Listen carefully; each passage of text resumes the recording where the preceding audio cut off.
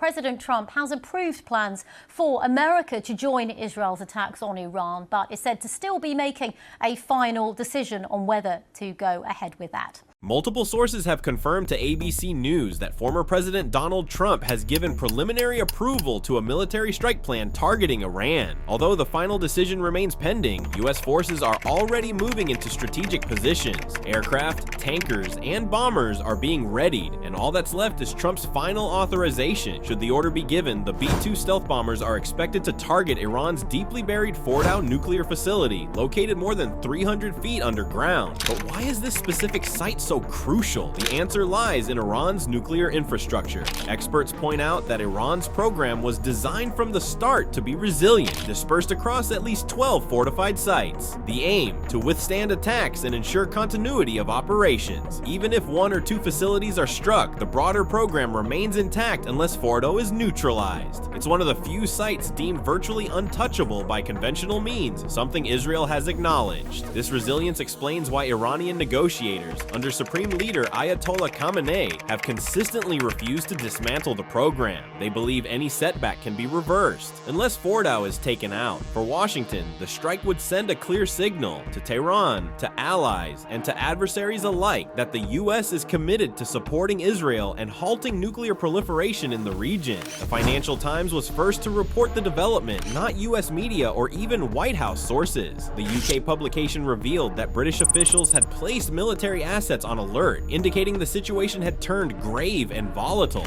Diego Garcia, a joint US-UK airbase in the Indian Ocean, is reportedly central to these preparations, mirroring past strategic deployments. Just 2 months ago, 6 B-2 stealth bombers were positioned at Diego Garcia to pressure Iran diplomatically. Trump gave Tehran a 60-day window to negotiate a new nuclear deal, but that opportunity expired. On day 61, Israel launched Operation Rising Lion, escalating the situation dramatically. Observers now suspect this timeline wasn't coincidental, but rather a coordinated strategy. Iran, according to Israel, used that 60-day period not to negotiate, but to accelerate uranium enrichment. Meanwhile, US and allied assets continued moving into position. 30 aerial refueling tankers arrived in Saudi Arabia, F-35s flew via the UK to Italian bases en route to the Middle East, and B-52s, capable of carrying 70,000 pounds of ordnance, were relocated to Diego Garcia. But the absence of B-2 movement raises speculation. Could this all be a high-stakes bluff to pressure Iran back to the negotiating table? After all, B-2 bombers can fly round-trip missions to Iran without refueling. One lingering question is whether the US has the capability to destroy Fordow, which is buried deeper than most bunker-busting bombs can reach.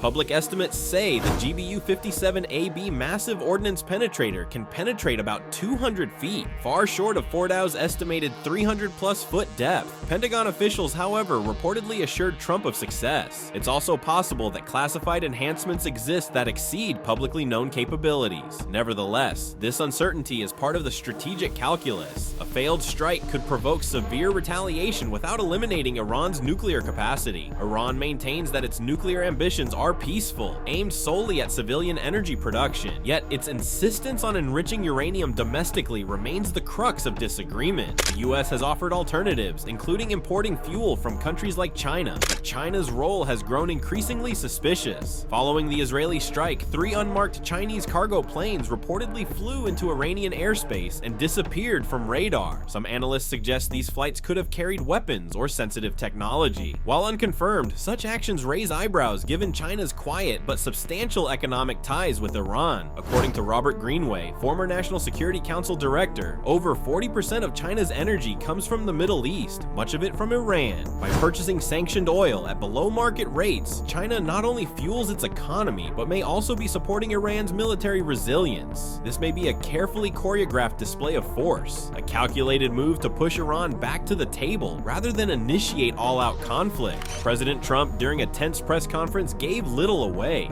You don't know that I'm going to do it. I may not. Nobody knows what I'm going to do.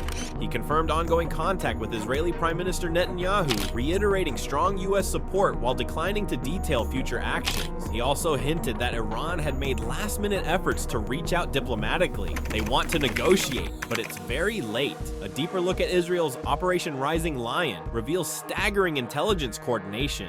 According to a report from the Jewish Chronicle, Israeli intelligence agency Mossad used Iran's own internal communication channels to lure 20 senior Iranian Air Force officials to a fake meeting in Tehran. Israel then executed a precision strike, eliminating key personnel in one swift blow, effectively paralyzing Iran's retaliatory capability for 24 hours. During that window, Israeli forces targeted command centers, nuclear scientists, and defense assets without facing immediate reprisal. Iran had publicly warned it would launch 1,000 ballistic missiles in retaliation to any nuclear strike. But with its decision makers taken out in one night, that counterstrike never came. Iran's air defense response was delayed, and its leadership reportedly thrown into disarray. Despite years of investing in regional influence via Hezbollah, Hamas, the Houthis, and Syria, Iran now finds itself increasingly isolated. Its allies have gone quiet or withdrawn support. Russia, entangled in Ukraine, claims Iran hasn't asked for assistance, a statement many view as a convenient excuse rather than truth. China, as mentioned, appears more active. Intelligence reports suggest heavy cargo planes landed in Iran shortly after the first Israeli strike. These aircraft, typically used for weapons transport, were officially headed for Europe, yet never appeared in European skies. Whether these planes carried arms, personnel, or valuables, their purpose remains unclear, but their silence speaks volumes. The human toll of escalating conflict was brought into sharp focus by Ian Anderson, an American cyclist journeying from Portugal to Japan.